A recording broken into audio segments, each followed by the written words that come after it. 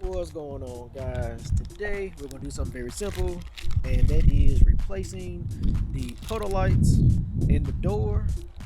I'm not really sure what years and what models come with the floodlights, but I do know that my 2014 Grand Touring has them in there, and if yours has them, you can replace the regular puddle light with the puddle light that has the Mazda logo on it. So it's a very simple mod. Tune in, see how it's done.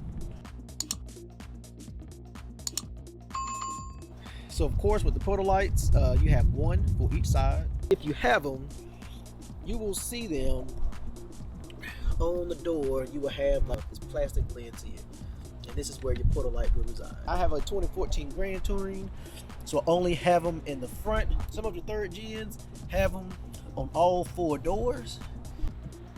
I just take it, I grab it with my hand, and I pull it straight out, and then I just pull the wire down like so. And then we have removed the puddle light or the courtesy light.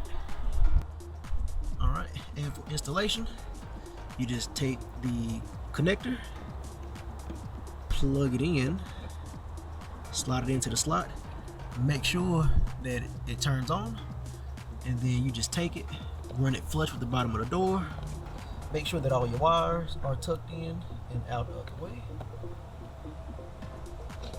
Then you line it up, take it,